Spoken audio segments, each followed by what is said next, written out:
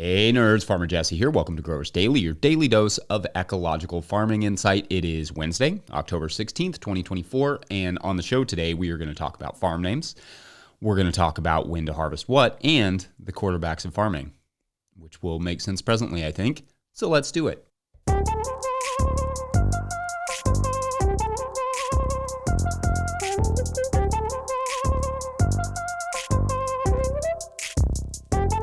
Okay, so I want to start off with a quick clarification for yesterday's show. I got this comment from @JudyWood4530 in reference to what I talked about with PFAS and compost, and it says, quote, or you can get PFAS into your crops because your well is contaminated with that. Let's just say they said stuff here. Contaminated with that stuff from industrial waste from a leather tanning / shoe production corporation that dumped their waste over 2 townships. In some areas, no more well permits are being granted. They continue, quote, why am I so sore about this? Because there's PFAS in my well, and now I have a county-supplied filter on my drinking water that I will need in perpetuity. Please do not make light of this issue. End quote. That is such a bummer, and my heart breaks to hearing stories like this. To be clear, I was strictly talking yesterday about the likelihood of PFAS getting into compost and how that was decreasing, not about PFAS from industrial waste making its way into water supplies or how contaminated sludge was spread on farmland in places like Maine or other tragic stories like that. Apologies if that was not clear. Although compost is not as likely a source as it once was, PFAS itself is still an issue, and I was definitely not trying to make light of it or situations like those. And I'm sorry if my comments came off as flippant. Like I said, these forever chemicals deserve their whole show, not just because they're ubiquitous, but because they have indeed upended the lives of farmers and their communities. Very sorry for your situation, Judy, and perhaps more on PFAS another time, because obviously there's a lot there. All right, changing gears. Yesterday, when I did the Patreon shoutouts at the end, I mentioned one great farm name. Shout out to Jakers Acres. And I said I would tell the story of our farm name today so that no one can ever say that I'm not true to my word on Tuesdays. Here is that story for your Wednesday. I have told this story elsewhere, but when Hannah and I were first getting ready to start a farm, we were still working as interns on the farm where we met, Bug Tussle Farm. Throughout our season, we would joke about what we would eventually name our farm. Now, I'm a writer and have been for a long time, and my wife Hannah is an artist and way better at that than I am at writing. She studied painting in college and spent a year studying in Florence, and I had no such similar education with writing. I lived in New York City and read a lot of books and fancied myself a writer and kept a daily journal and wrote short stories that were not very good. So yeah, that's not really comparable. So yeah, also at that time during the internship, I had an obsession with draft animals. I really wanted to learn how to farm with draft animals. And so that was the plan. We would get a farm eventually, get draft animals to help us work the land. We were also more interested in running a homestead than a farm business. So we kind of thought farmstead made more sense than farm as a name. So somewhat jokingly, we came up with Rough Draft Farmstead as our farm name, a nod to our artist sides with the term rough draft there, and a nod to our desire to incorporate the idea of farming and homesteading together. And it was just the whole thing kind of grew on us. We also liked the idea of putting draft in the name as a way to encourage us to keep working towards draft animals.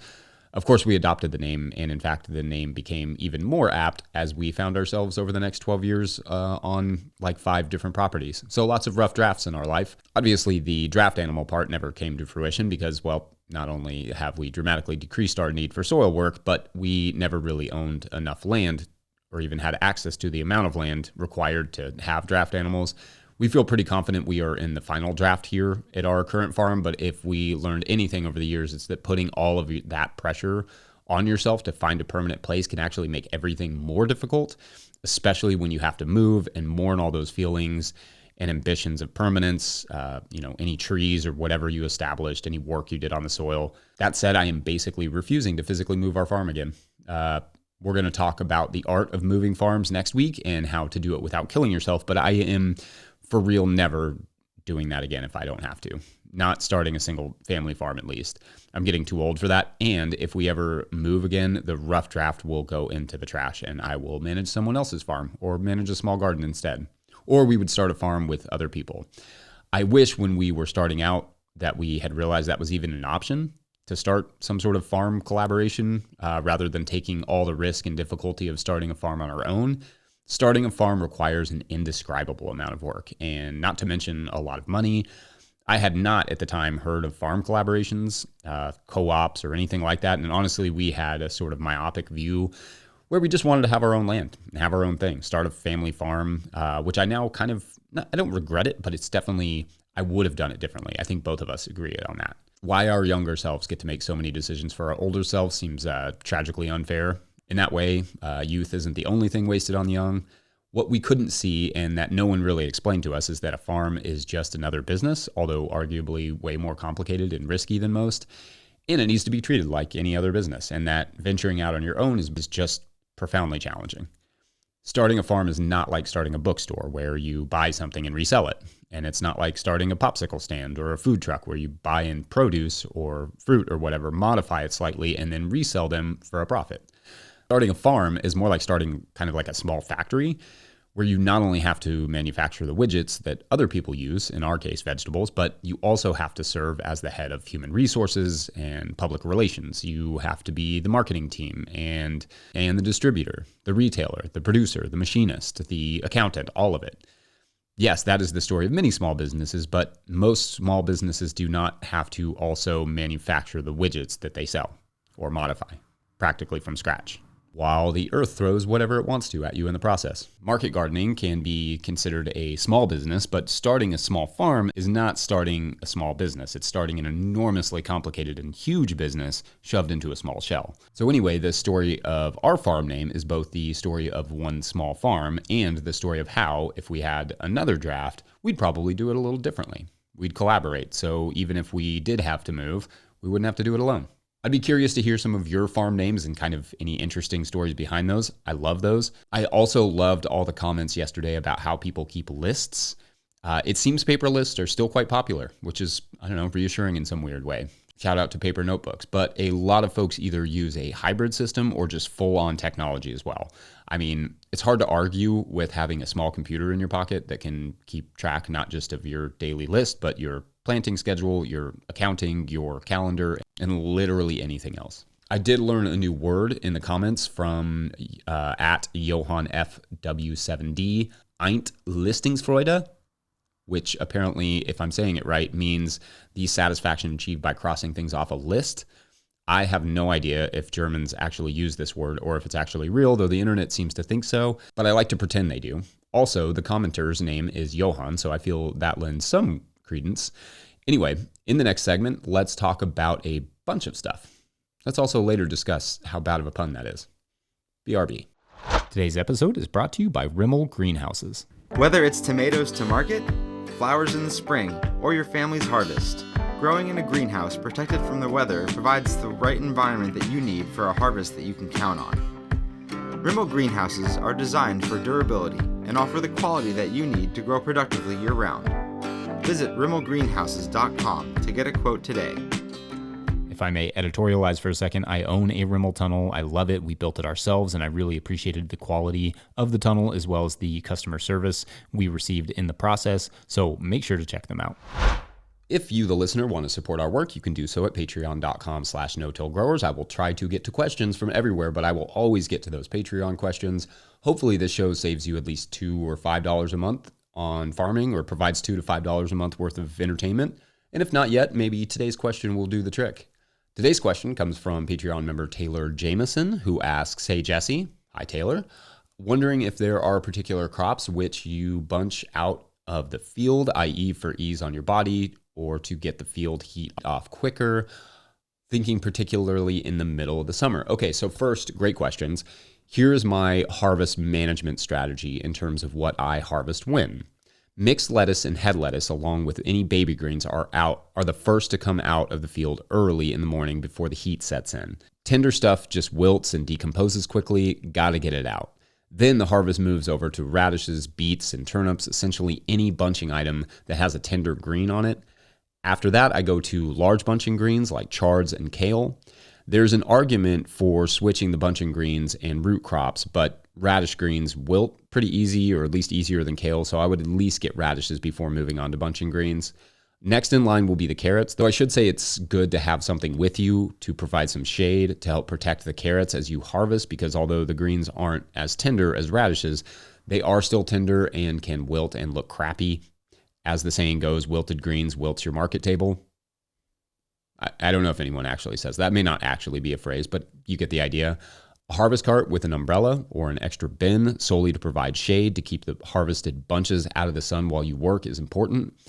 Then I move on to green onions, which are not as tender and are among the last items I harvest besides tomatoes and peppers and squash and that sort of stuff.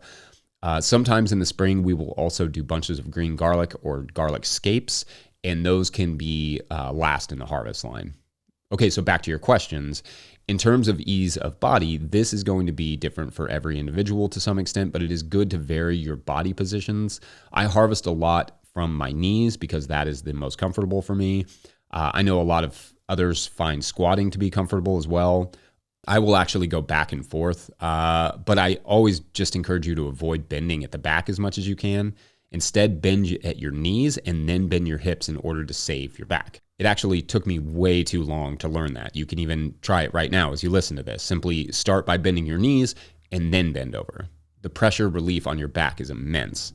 The impulse when you're bending over to do something is to just bend at the waist first because it's faster, but that puts a lot of tension on your lower back. So again, start with the knees, then bend at the hips. As for what to bunch in the field, bunch everything you can. If it's getting really late and stuff is hot, you can just, turbo harvest and make your bunches in the shade or something. But something I took from Ben Hartman that I think is super helpful was to add as much value to your product as you can every time you touch it.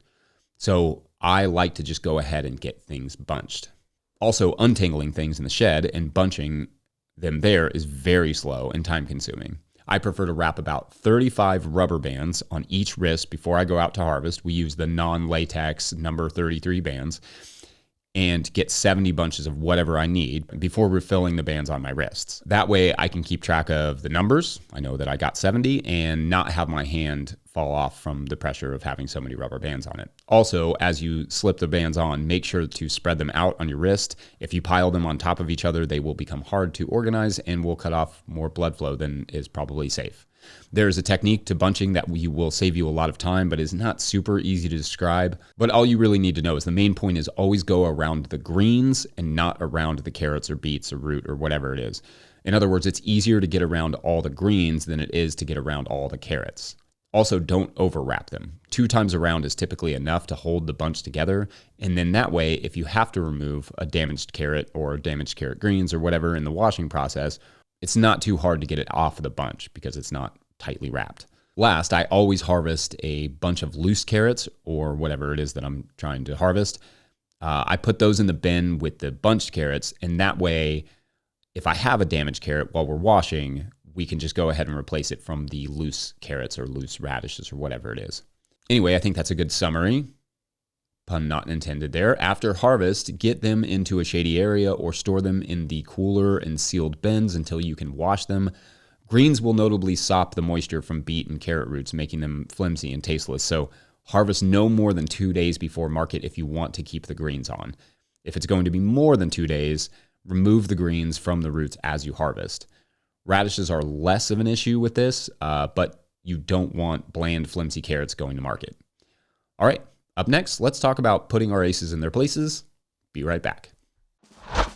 Hey y'all, Farmer Jesse here. I just wanted to let you know that we have posted a bunch of discount codes over at our Patreon page at patreon.com/no-till-growers for our patrons over there.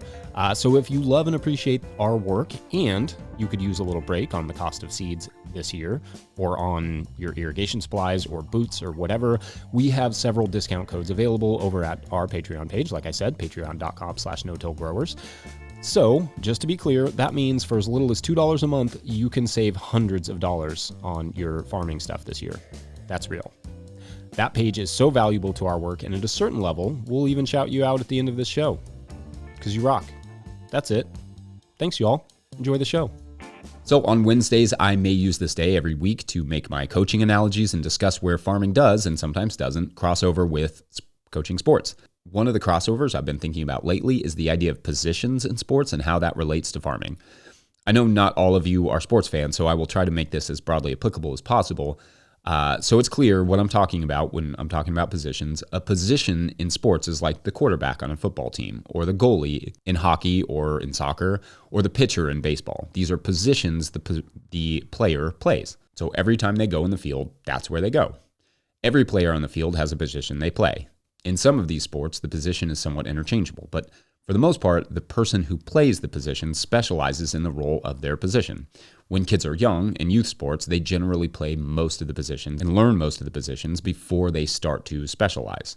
Sometimes their body type or athleticism leads them to one position or another, but most people try basically everything as they go through the youth sports program. Then, assuming they stay in that sport, after their careers start to wind down, they may move to an assistant coaching or assistant manager position before moving to the head coach position. And at that point, they kind of know all the positions. So the question I had this week is, are there positions on a farm, and should there be? This is completely hypothetical and potentially ridiculous, but would there be a value in developing or naming specific positions on the small diversified farm so that each employee or farm member not only can see exactly what is expected of them, but could also really specialize in it before moving on and trying another position if they wanted to? More like the youth sports model, perhaps. Obviously, this would apply only to farms who have at least a few members or employees, but each position would be tasked with getting really knowledgeable and skilled at their position. Hear me out. The harvesters, for instance, would be a position. They would evaluate what needs to be harvested and when, as described in the last segment, but also coordinate with the coach, the farm manager, about forecasting. That is to say, what is coming up and how much. The wash packers serve as the receivers, and this position helps to communicate different needs and concerns to the harvesters and coach or coaches, and as well as the sellers. This is kind of what would be considered the pivot, the central pivot in soccer, the person that kind of stands in the middle and redistributes the ball. And then also, obviously, they have to wash and pack the produce. The sellers are the marketing team. They are the faces of the operation who are at the farmers markets or CSA drops or doing the deliveries. They are relaying what they learn from the customers to the manager. The manager, of course, or the head coach, is the one who orchestrates and coordinates everything. They do the planning for the day. They do the training, the motivational speeches, build the work culture, all the coach stuff. Then maybe there's a team of planters, or maybe everyone is a planter for non-harvest days. What I like about this change in perspective is that maybe it encourages each player to really take pride in their position and get skilled in it. In the same way that a striker in soccer studies other strikers and works with striker coaches, etc., a harvester could study harvesting techniques and other farms and get really good at that skill.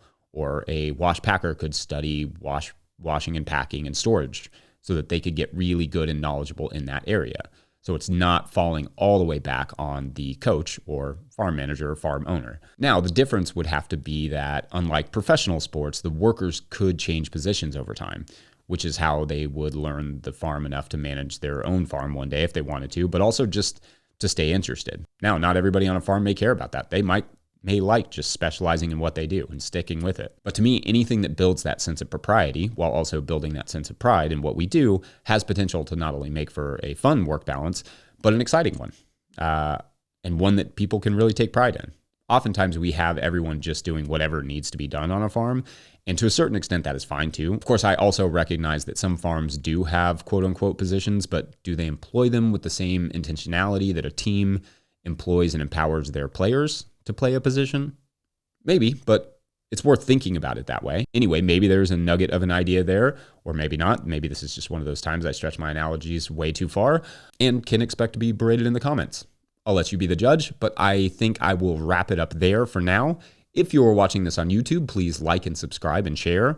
Sharing really helps grow this show, and it also lets us know if you are enjoying it, which is helpful. Shout out to Willie Breeding for the theme music and to the team at No Till Growers. Join us at patreon.com/no-till growers as well, where not only is there a list of great farming discounts, scroll down Patreon members in the post over there and you'll find it, but at a certain level, or if you just bump up from one level to another, or if you just join us in the month of October, you get a shout out on the show. So big shout outs today to, there were a lot of new ones yesterday, which was very cool. It seems like you all like lists. Who knew? Shout outs today to Green Acre Flower Farm, Andrew, Carl Hostetler, got it,